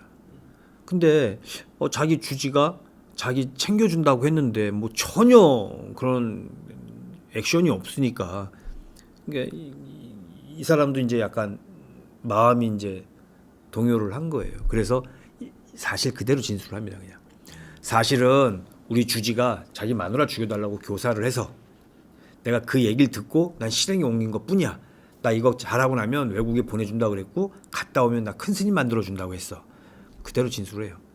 그래서 남편도 구속이 됐습니다. 1심에선 무죄가 됐어요. 남편이. 행자승은 당연히 뭐 구속이 됐고 무죄를 받고 나왔어요. 근데 무죄 받은 이유가 뭐 그때는 뭐 죽일 만한 이유가 없는 거 아닌가? 뭐 이런 정도였어요. 근데 2심에서 항소심에서 바뀝니다. 유죄로. 이건 얘가 시켜서 하는 게 맞아. 얘네 둘 다 처벌해야 돼. 대법원까지 올라갔어요. 대법원에 올라갔을 때 변호인단이 바뀝니다. 그래서 우리가 이름만 대면 알 수 있는 대형 로펌에서 선임을 하게 돼요. 무죄가 됐어요. 의심할 수 있는 부분은 많은데 과연 남편이 아내를 살해해서 얻을 수 있는 경제적 이익이 있느냐? 오히려 저를 이렇게 일으키는데 일조했던 와이프가 죽으면 더 어려워지는 거 아니냐? 이런저런 정황으로 볼 때 의심은 가지만 와이프를 이 사람이 죽이게 교사했다고 보기에는 어렵다. 더군다나 그때 당시에 이제 증인들 중에 아이들이, 그 자식들이 한번 이제 증언을 하게 되는데, 그 남자 큰애가 아들이었던 걸로 기억을 하는데, 걔가 우리 엄마하고 그 아저씨하고 가끔가다 같이 있는 걸 봤어요. 뭐 이런 식으로 이제 얘기가 된 거야. 그래서 결국은 무죄로 나왔어요. 중요한 건 무죄 받고 난 다음에 남자가 아이 둘, 아들하고 딸을 데리고 캄보디아로 가버립니다. 출국을 해요. 그리고 나서 잊혀져요, 이 사건은. 잊혀지다가 이제 12년에 제가 이제 강력계에 갔었다고 말씀을 드렸잖아요. 2012년쯤에 해서 보험사도 마찬가지, 일반 관공서나 일반 회사도 마찬가지고 보험사도 마찬가지지만 일정 기간이 지나고 나면 뭐 보관하고 있던 자료 등을 정리하잖아요. 정리하면서 이 보험 담당, 이 SIU 보험범죄 심사 담당하는 분이 사건을 펼쳐보다 보니까 이때 무죄를 받았네? 그때 보험금을 받았네? 생명보험금을 받은 게 그때서야 확인이 된 거예요. 이거 이상하다. 진짜 이상한데? 그리고 저한테 연락이 왔어요. 이거 이상하다. 근데 중요한 건 일사부재리의 원칙. 이미 무죄 받은 사건을 처벌할 수 없어요. 무죄 받는 건 그걸로 끝이에요. 처벌 받은 걸 뭐 재정 신청을 통해서, 재신청을 통해서 다시 해서 죄가 없다고 밝혀낼 수는 있지만 죄가 없다고 된 걸 죄 있는 걸로 바꿀 수는 없잖아요. 제가 이제 사건을 받고 나니까 이걸 사건을 어떻게 하지? 이거 해봤자 이거 결국 뭐 사실대로 된다고 해도 보험 사기밖에 더 되겠어? 그래서 맨 처음에 안 한다고 그렇게 했어요. 근데 왜 그랬는지 모르겠는데 사건에 끌리는 거예요. 야 이거 한번 해볼 만한데 한번 해보는 게 맞다 뭐 이런 생각이 들었어요. 그래서 이제 처음 찾아간 게 보험사 담당 직원을 만나러 갔죠. 처음 이 보험 가입을 했던 담당자를 만나러 갔는데 이 사람이 몇 년 전 사건이야. 거의 한 7, 8년 지난 사건을 너무 정확하게 기억하고 있는 거예요. 보험 모집인이. 되게 특이한 케이스였던 거예요. 뭐냐면 PD님 지금 보험 몇 개 들고 계시잖아요. 본인이 원해서 보험사에 전화해서나 이런 보험 들겠습니다 하고 하신 적이 있으신가요? 없죠. 다 지인들, 주변 사람들이 권유로 들잖아요.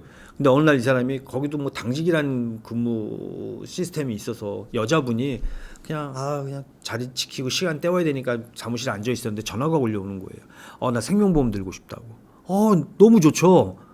이건 뭐 영업 활동을 해도 하나 할 수 있을까 말까 하는데 본인이 들겠다고 전화가 오니 좋다 만나자. 어디서 만날까요? 그랬더니 조계사 앞에 있는 근처에 있는 카페 찻집으로 오라고 그러는 거야. 카페가 아니라 찻집에서 만나자. 근데 이분이 기독교 신자예요. 그래갖고 거기에 대해서 뭐 절 앞에 찻집에서 뭐 이제 이렇게 생각을 하시고 일단 1차적으로 그게 기억에 남았고 그래서 이제 그분을 만나러 조계사 앞에 있는 찻집을 갔더니 웬 승려가 부부라고 하면서 둘이 앉아 있는 거예요. 그래서 자기가 알기로는 스님들은 결혼을 안 하는 걸로 알고 있는데 왜 결혼을 했다고? 그래서 물어보니까 이거는 우리는 종파 자체가 결혼할 수 있는 종파다. 그리고 보험이라는 게 원래 경제적 능력이 있는 사람한테 유고가 발생했을 경우에 남겨진 경제적 능력 없는 사람한테 도움을 주기 위해서 드는 게 보험이잖아요. 생명보험 같은 경우에. 근데 이거는 여자가 죽으면 남자가 받는 거예요. 근데 여자는 경제적 능력이 없는 것 같은데 오히려 남자가 받는다고 하니 이해가 안 갔어요. 근데 뭐 이 사람은 아니다. 우리 뭐 충분히 가능하다. 그리고 부인을 보니까 되게 이부장한 거예요. 그래서 그 모든 상황이 전개됐던 상황이 이 사람 기억에 또렷이 남을 수밖에 없는 그런 상황이었어요. 그래서 보험을 들게 해줬고, 그래서 그 보험을 들었다고 그러고 우리가 그때 당시 보험 증서를 받아갖고 왔어요. 그래서 거기 있는 전화번호를 보니까 이름은 당연히 돌아가신 분 이름이었지만 통신사에다 확인했어요. 이 전화번호의 인적사항이 누구냐고 그랬더니 모른대요. 왜 몰라요? 그랬더니 일반 휴대전화에서 스마트폰으로 바뀌고 스마트폰도 2G, 3G, 4G, 5G 이렇게 바뀌는 과정에 없어진 거예요. 누군지 알 수가 없다는 거예요. 여기까지 진행을 했는데 저희 사무실 윗분들이 싫어하시는 거예요. 강력계에서 무슨 보험 사기 사건을 해. 하지 말아야지. 야, 설사 잡았다고 한더라도 이거 뭐 보험 사기 막 사기죄밖에 더 돼? 야, 이거 하지 마라. 모셨던 이제 팀장님이 저랑 되게 친한데 제가 형 나 이거 하고 싶다고. 근데 야, 윤석아, 형이 너무 일하지 말라는 게 아니잖아. 이거 해봤자 너 힘만 빠지고 야, 영양가 없어. 하지 마.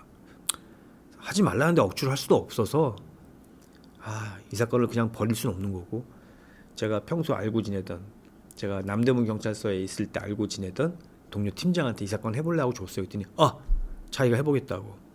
근데 정말 2, 3일 만에 전화가 와서 제가 좀 전에 말씀드린 것처럼 이게 자료가 소실돼서 누군지 모른다. 이거 할 방법이 없다고 그러는 거예요. 그래서 어떡하지? 뭐 다시 받아와야죠. 그 사람도 못한다고 하니. 이제 받아와서 고민을 했어요. 얘가 어떻게 할까? 그러다가 야, 그러면 우리 유족을 만나보자. 유족. 이 가입 증서에 보면 필체 나와 있으니까 이 필체가 유족이 여동생이 있었는데 여동생을 만나보면 이 필체가 맞는지는 알 수 있지 않겠어? 아니면 필체가 남아있는 자료, 무슨 뭐 책, 노트라든가 이런 게 있지 않을까? 한번 찾아보자. 그러고 이분 사시는 곳이 강릉이라 저희가 찾아갔었거든요. 책이 하나도 안 남아있는 거예요. 그 부부가 옛날에 공장에서 만났다고 그랬잖아요. 두 분이 다 야학을 다녔어요. 사회단체에서 운영하는 학력 인정 고등학교를 다니면서 막 공부도 하고, 그래서 혹시 남아있나 봤는데 없었어요. 근데 실망을 하고 뭐 하다가 그냥 어떡하나 내가 혹시 뭐 다른 거 뭐 없을까요? 하더니 이 동생분이 막 생각하다 이건 있다. 그 시체는 아닌데 우리 언니가 형부랑 사이가 안 좋았을 때 포털 사이트 메모장에 뭐 적어놓은 게 있다. 그래요? 근데 그 아이디하고 비번이 내 걸로 돼 있다. 그래서 이게 왜 넌 동생 걸로 돼 있냐? 형부가 오히려 언니가 뭘 잘못하는지 뭘 실수하는지를 찾아내려고 막 뒤지고 했던 게 있어서 언니가 내 거 이름으로 내 명의로 아이디 하나 만들어서 하는 게 있다. 그래서 그걸 열어봤더니 거기에 전화번호 중에 남편이 바람을 필 거라고 의심되는 사람들의 이름과 전화번호가 쭉 나와 있었어요. 몇 명이. 그 중에 하나가 가입 증서에 나와 있는 여자랑 일치하는 거예요. 일치한 게 확인이 됐어요. 대충 감이 오잖아요. 이 여자를 이제 만나러 갔어요. 근데 그 여자가 그때 임신하고 있었어요. 그 남자애가 아니라 다른 결혼을 해서 다른 남자애를 임신하고 있었어요. 그러니까 우리가 얘기를 했더니 뭐 당연히 아니라고 하죠. 근데 아까 말씀드렸던 것처럼 보험사 직원은 그 여자분의 인상착의를 정확하게 기억을 하고 있거든요. 특이했으니까. 그렇죠. 상황 자체가 너무 특이한 상황이었기 때문에 본인이 생각할 때 사진을 우리 선면 수사를 했어요. 이렇게 보여줬어요. 보험 모집인한테. 원래 그 피해자 분은 아니다. 그리고 우리가 확인한 여자분 사진을 보여주니까 맞다. 이 여자였다. 정확하다. 뭐 이렇게 얘기를 하니까 이제 이 여자도 더 이상 뭐 오리발을 내밀 수가 없죠. 그래서 자기는 그때 당시 너 그때 왜 대신 네가 이걸 들어주러 간 거야? 그랬더니 그냥 부탁을 해서 뭐 한 거야. 보험금 받았다고 하는데 너 그럼 보험금 중에 일부 네가 받았어? 난 받지도 못했어요. 돈도 못 받고 이 사람이 무슨 짓을 할지도 모르는데 죽어야 받는 돈인데 거기에 네 이름을 네가 대신 가서 마치 그 여자인 것처럼 했다고? 그거 인정할 수 없잖아. 이해가 안 되는 부분이잖아. 막 추궁을 했는데도 뭐 그건 결코 자기는 그냥 자기 마누라를 위해서 자기 아내를 위해서 뭐 드는 거다 뭐 해서 자기가 쫓아간 거다. 마누라 싫다고 그래서 내가 대신 가준 거다 뭐 이렇게 핑계를 대더라고요. 그래서 그 여자분은 입건을 했고 나머지는 이제 이 남자를 잡아야 되잖아요. 캄보디아로 출국한 이후에 단 한 번도 한국에 들어온 적이 없어요. 단 한 번도. 그래서 그건 캄보디아에 갔다고 하는 게 사실인지 확인해 보자. 그래서 한국에서 출국했다고 하는 시점에 항공사에 조회를 해서 이런 사람이 탑승을 했는지 여부를 확인하니까 캄보디아행 우리나라 국적계 탕이 확인이 돼요. 그래서 그러면 이게 어디에 경유하는 항로였는지 보니까 경유지가 없었어요. 그러면 당연히 캄보디아에 도착을 해야 되죠. 그래서 캄보디아에 저희들이 영사관을 통해서 확인을 했어요. 맨날 며칠 우리나라 국적기 몇 편을 통해서 도착한 승객 중에 이런 사람이 니네 이미그레이션을 통과했던 사람 중에 이런 사람이 있는지 확인해줘 라고 했더니 모른대요. 자료 관리가 안 되고 있는 거야. 지금은 안 그렇겠지. 그 나라가 황당하잖아. 야, 이게 뭐지? 또 고민을 했어요. 그러면 얘들이 살고 있는지 안 살고 있는지가 확인을 우리가 분명히 해봐야 되는데 뭘로 할까 하다가 그래. 아이들이 이제 웬만큼 커서 뭐 중학교 또는 고등학교, 초등학교 뭐 이 정도 중학교쯤 됐을 테니 요즘 애들 게임 안 하는 애들 없고 게임은 분명히 하지 않을까? 얘네들 아이들의 명의로 된 게임 아이디를 쭉 조회를 해서 확인을 하고 IP 주소를 의뢰를 했어요. 이게 어디에서 사용하고 있는지를 우리가 확인을 했어요. 호주로 나와요. 아니 호주에서 살고 있는 게 아니야. 그게 아니라 캄보디아에서는 그걸 관리할 업체가 당시에 없었어요. IP 주소를 관리할 업체가 없었어. 호주에를 경유해서 들어오는 거였어요. 그러니까 결국은 캄보디아에서 사용하는 건 맞아. 그 전체가 다 캄보디아로 가기 때문에. 그래서 호주에 있는 회사를 통해서 캄보디아 어디서 사용하고 있는지 확인해 줄 때 그건 그 나라에서 관리하기 때문에 자기들은 모른대요. 캄보디아 확인을 했어요. 캄보디아에선 이런 게 유튜브에 나가도 되나? IP 주소가 뭐냐요? 당시에 당시 IP 주소가 뭐냐고 오히려 되물어서 당황보다도 당황이 아니라 황당했어요. 우리가 여기서는 뭐 건질 게 없다. 그래서 그럼 우리가 그 뭐 교민 회장이라든가 이런 사람 통해서 알아볼까 하다가 소문 날 수 있잖아요. 어차피 그 교민 사회라는 게 좁아서 서울에 있는 경찰관들이 뭘 알아본다 그러면 금방 소문도 날 것 같고 그래서 일부러 조사를 안 하고 그 교도소에서 수감 중인 그 행자생을 만나러 갔어요. 그러니까 저희가 벌써 7, 8년 만에 나타난 거잖아요. 경찰에서. 그리고 네가 뭔가 말할 수 있는 부분이 있는 것 같은데 네가 말했던 부분이 제대로 인정 안 받은 게 있는 것 같은데 한번 얘기해봐 그랬더니 부산교도소였던 걸로 기억을 하는데 뭐 그냥 구구절절히 얘기하죠. 아까 초반에 말씀드린 것처럼 나 해준다고 했는데 안 해줬고 결국 나를 이렇게 만들었고 뭐 구구절절히 그 내가 뭐 사모하고 뭐 그런 관계라고 했는데 무슨 관계냐 난 그런 거 아니다 그러고 막 이제 알았다. 심증은 다 굳혀놓고 그래서 저희들이 여권 말소를 시키고 그 다음에 출입국 시통보 요청이라고 그래서 이렇게 피해자가 관련 범인이 이제 입국을 하게 되면 저희한테 통보를 해서 검거하게끔 이렇게 된 거예요. 근데 어느 날 갑자기 연락이 온 거예요 공항에서. 지금 캄보디아에 탑승한 우리나라 국적계 탑승한 사람 중에 니네가 통보 요청을 요구했던 그 해당 사람이 타고 있다. 며칠 몇 시에 우리나라에 도착을 한다. 그래갖고 해당되는 시간대에 저희 형사들이 같이 가서 브릿지에서 나오는 거 바로 검거를 해서 갖고 데리고 들어왔어요. 근데 그때는 이미 승려 생활을 접어서 머리가 이제 긴 상태였고 저희가 이제 이런저런 이제 영장 내용을 제시하고 이제 검거 체포를 해서 데리고 오니까 힘이 쪽 빠지죠. 힘이 쪽 빠진 상태에서 이제 와서 그 아내를 죽인 교사 부분에 대해서 추궁을 하니까 부인해요. 왜 부인할까요? 이런 정황들을 다 우리가 설명을 해줬을 텐데 이미 판결이 났으니까. 그것도 있고 시인을 하는 순간에 제 생각은 그래요. 아이들한테 그 데미지가 엄청나겠죠. 뭐 그거야 그렇다 치더라도 자기 평생 지금까지 자기가 아닌 걸로 돼 있었는데 인정을 하면 안 되는 거죠. 그래갖고 그 여자가 맨 처음에 잡혔을 때 우리가 검사를 찾아가서 사기죄 공소시효도 2달밖에 안 남았을 때 사기죄조차도 그래서 검사한테 부랴부랴 가서 빨리 이거 이제 공소 제기를 하게 되면 시효가 정지가 되니까 결국은 구속이 됐어요. 근데 이 사건은 기억에 남는 게 이건 기존에 이미 사건이 판결이 났잖아요. 무죄가 났던 사건을 그때도 아마 언론에 되게 대서특필됐었어요. 그러니까 언론에서 보는 시각도 저랑 똑같은 거예요. 보험범죄 사기에 초점이 맞춰진 게 아니라 이게 사기죄로 그냥 끝날 수 사기죄조차도 아닌 걸로 끝날 수 있었던 사건이 뭐 경찰의 노력으로 밝혀졌고 더군다나 뭐 공소시효가 2달밖에 안 남은 상황에서 이게 해결이 됐다. 7년형을 받았던 걸로 알고 있고요. 사기죄의 법정 최고형이 제가 알기로는 7년인데 제가 찾아봐야겠는데 정확하지는 않지만 아마 7년으로 제가 기억을 하는데 하여튼 사기죄에서 처벌할 수 있는 가장 높은 형량을 받았습니다. 그래서 판결문에도 그런 비슷한 내용이 나오는 걸로 알고 있어요. 뭐, 그 범죄에 대해서는 다시 책임을 물을 수는 없지만 법원에서도 인정을 하는 거죠.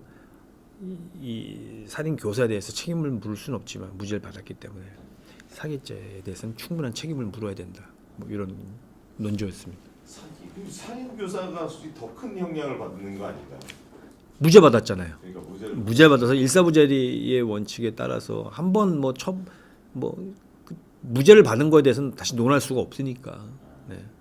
처벌을 받은 걸 무죄로 논할 수는 있을지 모르지만 무죄 받은 걸 처벌을 하기 위해서 다시 논할 수는 없거든요. 사기는 맞으니까. 보험 사기는 맞죠. 그러니까 보험 사기로 해서 그 사기죄마저도 공소시효가 2달밖에 안 남았었죠. 저한테는 되게 의미 있는 사건입니다. 저도 불교 신자이기도 하고 제가 다니는 절에 있는데 그 주지 스님도 그 말씀을 하세요. 이 사건 뭐 TV에서 몇 번 봤다고 말씀하시면서 전 인간이 아니 어떻게 저럴 수가 있냐. 그러니까 이 사람은 사실 승려라고 보기도 힘들어요. 제가 머리를 깎았다는 표현을 쓰죠. 머리를 깎은 이유가 돈 벌려고 깎은 거잖아요. 돈 벌려고. 정상적인 뭐 어떤 뭐 포교 활동이라든가 정상적인 어떤 종교 활동을 통해서 신도를 이렇게 뭐 모은 것도 아니고 자기가 뭐 도수 치료, 마사지 비슷한 거 이렇게 해서 뭐 병을 낫게 해준다고 뭐 한 거니까 기본이 안 된 사람이 기본이 안 된 범죄를 저지르고 이렇게 한 거죠.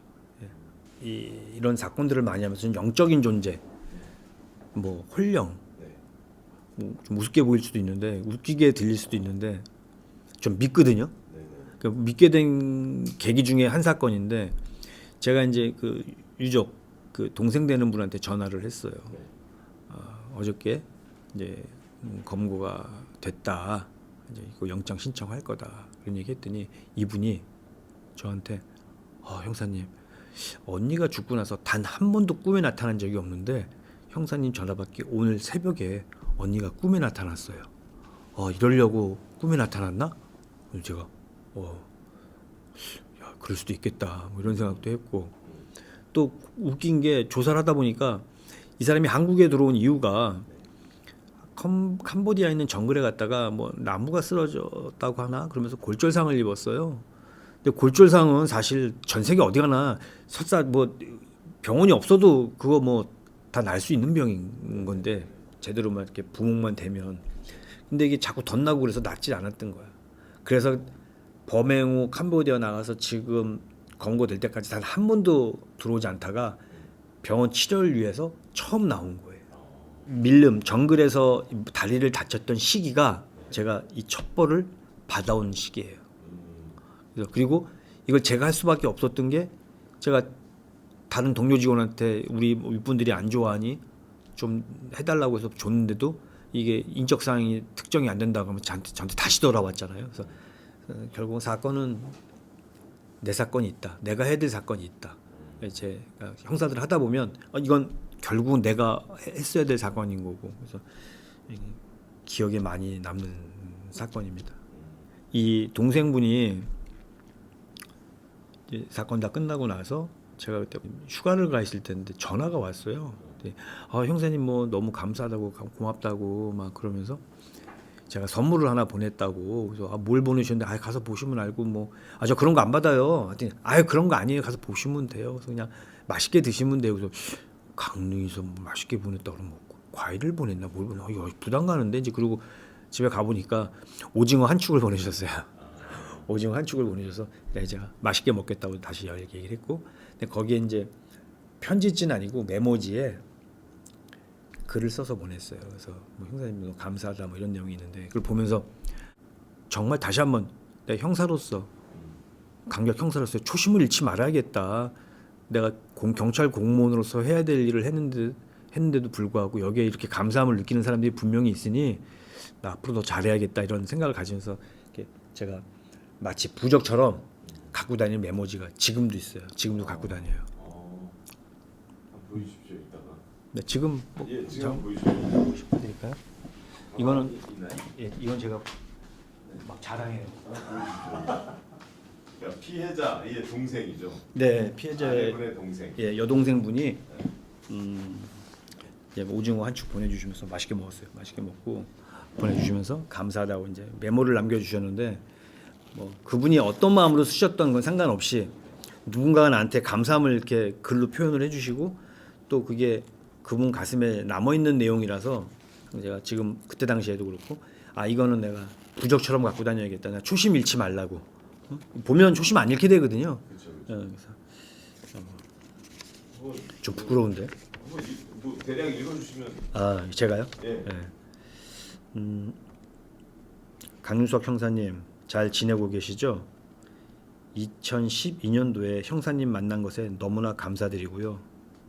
운명 같은 은혜에 또다시 감사드리고 잊지 않을게요. 강릉하면 오징어가 최고의 특산물이잖아요.